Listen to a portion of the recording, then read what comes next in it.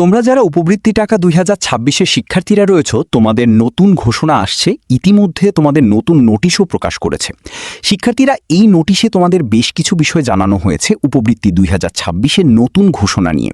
তো শিক্ষার্থীরা, তোমাদের উপবৃত্তি 2026 নিয়ে যে নতুন ঘোষণা রয়েছে, তোমাদের উপবৃত্তি 2026-এ সময় বৃদ্ধি করেছে। অর্থাৎ তোমাদের যে সফটওয়্যারের মাধ্যমে মূলত টাকা দেওয়া হয়, এই সফটওয়্যারে তোমরা যারা ষষ্ঠ শ্রেণীতে পড়ো এবং বর্তমানে তোমরা যারা একাদশ শ্রেণীতে পড়ো, সাধারণ গ্রেডে সাধারণ শিক্ষার্থীরা রয়েছে, এবং মাদ্রাসায় যে সকল শিক্ষার্থীরা রয়েছে, তোমরা যারা ষষ্ঠ এবং একাদশ শ্রেণীতে পড়ো, তোমাদের উপবৃত্তি প্রাপ্ত শিক্ষার্থীদের লিস্ট সংগ্রহ করা হচ্ছে। অর্থাৎ যে সফটওয়্যারের মাধ্যমে টাকা দেওয়া হয়, সেই সফটওয়্যারের মাধ্যমে তোমাদের লিস্টগুলো সংগ্রহ করা হচ্ছে এবং তোমাদের উপবৃত্তি 26-এর এই তথ্য সংগ্রহটা চলবে। অর্থাৎ তারা সফটওয়্যারে তোমাদের তথ্য সংগ্রহ করবে 22শে মে রাত 10টা পর্যন্ত।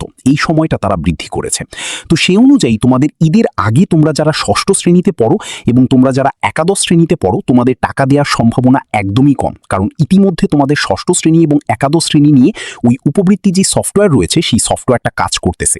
তো সেক্ষেত্রে তোমাদের ষষ্ঠ শ্রেণী এবং একাদশ শ্রেণীতে ঈদের আগে টাকা দেওয়ার সম্ভাবনা নেই বলেই চলে, একদমই কম। আর তোমরা যারা শিক্ষার্থীরা ঈদের আগে, শিক্ষা মন্ত্রণালয় কিন্তু, অর্থাৎ শিক্ষা মন্ত্রণালয় এবং প্রধানমন্ত্রী শিক্ষা সহায়তা ট্রাস্ট 24শে মে পর্যন্ত খোলা থাকছে। কারণ 25শে মে থেকে কিন্তু ঈদের টানা ছুটি শুরু হচ্ছে। তো এক্ষেত্রে 24শে মে পর্যন্ত খোলা থাকছে। তো তোমাদের ঈদের আগে কি উপবৃত্তির টাকা আসবে, এটা নিয়ে তোমরা অনেক বেশি কনফিউশনে রয়েছো। তোমাদের উপবৃত্তির টাকা 2026 কবে দেবে?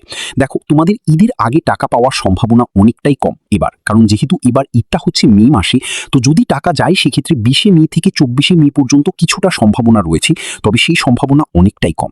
তোমাদের টাকা যাওয়ার সম্ভাবনা রয়েছে হলো জুন মাসের মাঝামাঝিতে। কারণ প্রতি বছরই কিন্তু জুন মাসের মাঝামাঝিতেই মূলত টাকাগুলো দেওয়া হয়, বা জুন মাসে টাকাগুলো দেওয়া হয়। তো সেক্ষেত্রে তোমরা মাথায় রেখো যে ঈদের পরেই টাকা পাওয়ার সম্ভাবনা তোমাদের বেশি, ঈদের আগে টাকা পাওয়ার সম্ভাবনা খুবই কম তোমাদের।